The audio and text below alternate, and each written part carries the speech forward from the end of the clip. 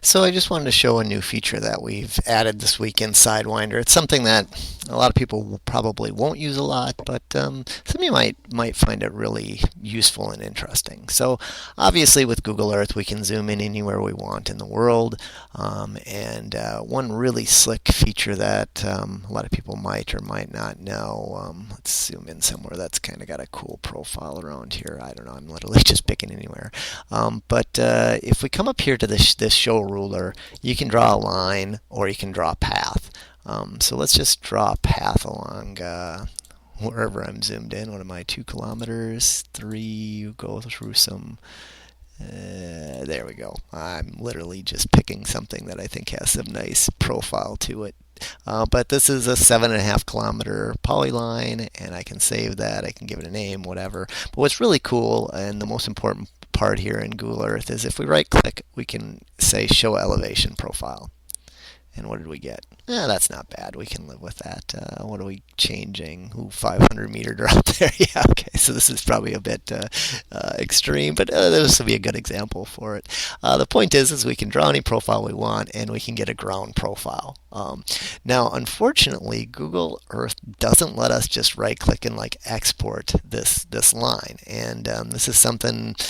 They've got some tools. There's some websites out there that you can go to. You can actually draw your polyline. Unlike I just drew 4 points here, you can actually draw a whole bunch of points. Just click on a whole bunch of points, and you can take all of those points and save it as a KLM data file or as CSV points. And there's different websites you can go to and throw those points in, and they'll give you the elevation at every point. But we really want this. Like here, I got 5 points, but it's given me all kinds of really nice data in here. So I really want this polyline. And there's no way, at least that we've ever found, to do it. So historically what we've always done is we've literally copied this.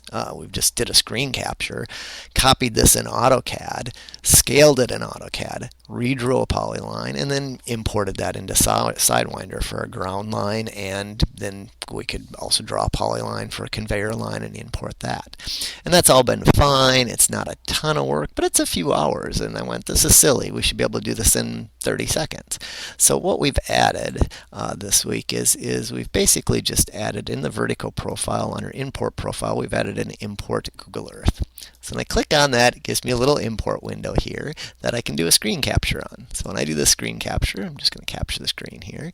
It captured my whole desktop window. Now I'm only recording. You guys are only seeing just this little window, but it actually captured my whole desktop here. It went in, and essentially this is a specific color. It's the red, green, blue components are just 128,00, and I look for that. And if it doesn't find it exactly, I can actually click on points here, and you'll see whether it finds it or not. I can help my search out, but it usually does a pretty darn good job of if we just auto capture it. Usually does a pretty good job of finding that. So you can see it highlighted the whole blue line there. And I was actually already recording this video, so I've got some numbers in here, but this is the other thing that Google Earth does is they output the height, the maximum point. And it doesn't have to be the starting or the ending point, but they actually always show grid lines at the top and the bottom, which is fantastic. That's what we want. So we've got 1963, it looks like, and 1431. So I'm going to put in 1963 and 1431, and the total length of this line happened to be 7.66 kilometers. Oops, sorry, didn't mean to minimize that.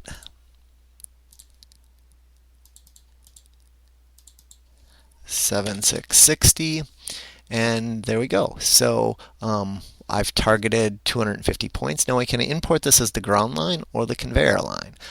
So I'm gonna use all 250. I could set this to anything I want, but 250 looks like it's doing a pretty good job, and I'm just going to say import. Boom, there's my ground line for this conveyor. So it happens to be 7.6 kilometers long and drops 500 meters. I'm going to go back in here, and we're going to redo this. and I wanted to show you that. So it didn't find it, and the reason that it didn't find it was because in Google they've got this little square. You can see as I move along it shows me my elevation. Well, that happens to be the same color as the background, and if you're over here at the start point it's going to screw you up. So before you do a screen capture, move that out of the way somewhere like this. So it'll find the start of the line. It starts from the left hand side of the screen. It'll find the line start, and all will be well. So now when I capture the screen, boom, there we can see it colored that in blue. But this time we're going to bring this in as a conveyor. Now, obviously, since we're going to do the conveyor calculations, we don't want 250 points, so we might want 25 points. I can change that to 25, and you can see it kind of made this blue line a lot more coarse, but it's still a pretty good job, so I could bring straight in those 25 points and massage them however I want. Alternatively, another nice thing that I've found that works very well is to actually bring in all 250 points. So I've now got 250 points. Looks like it broke up everyone into roughly 30 meters. And I use the auto merge feature here. Auto merge basically gives us some options. So it's going to say, okay, merge any two elements that the slope between them is less than 1.5 degrees or 2 degrees or whatever you want to set. Or this last one here, merge anything that's less than a meter. Well, we're already 30 meters, so that's not going to do anything. But if you had, whatever, a polyline or something, you could do that. But this new one is what we just added here, and this is pretty slick. So this looks at two elements. It looks at if it was to merge those two elements. So you can imagine if, say, we had a V and it merged the start and end of the V. It basically looks at where the midpoint was and calculates the distance from that midpoint to this new line. So if that distance is less than, in this case, 250 millimeters, it's going to merge those together. And then we can also set what the max length of that line is. And I'll show you why that's important in a second here. But let's just leave the defaults, and I'm going to click merge. And all right, we just automatically threw away 46 rows, merging things together, and this is still a really, really fine profile, but we've got a 500 meter distance change here, so oops, not that one. So let's get a little more aggressive, let's say 5 meters. Okay, there we go. We just dropped basically our file in half, but you can see this is still pretty darn coarse. Let's just do that one more time. We'll maybe say stuff up to 3 meters. There we go. We're down to 100 elements now. And again, this has done a really good job. But here, this is a good point to show right here. Where's that element at? Oops. Yeah, this is a good example of what this does. So now what's interesting here is these still exceeded our criteria, but in the grand scheme of things, we can see that those are probably just fine. So what we can do is even be more aggressive here. Let's say instead of 10, we'll say 15, but we're only going to do it on elements, in this case, that are less than maybe 50 meters long. So what that'll do is if we've got a bunch of jagginess going on, it'll smooth all of that out for us automatically. So yeah, there we go. We just drop this from our 250 points down to now 70 elements. And again, this is something that you can completely play with. Of course, we can still come in here and we can always do as we've been able to do in the past, is say move point, and I can grab individual points and move them around and smooth things out or do whatever I want. If I wanted to, like I say, even be more aggressive, we could say 20 and 100 here maybe.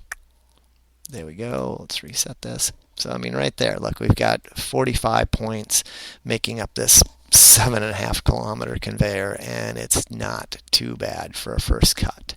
But anyway, nice little feature. If, like I say, a lot of people might never use it. A lot of people might find it fantastic. Again, you can jump in and put in a conveyor profile from Google Earth data within less than a minute. You can have a very accurate ground profile and a coarse conveyor overlay really, really quickly. So yeah, just another good feature in Sidewinder. Thanks, guys. Have a good day.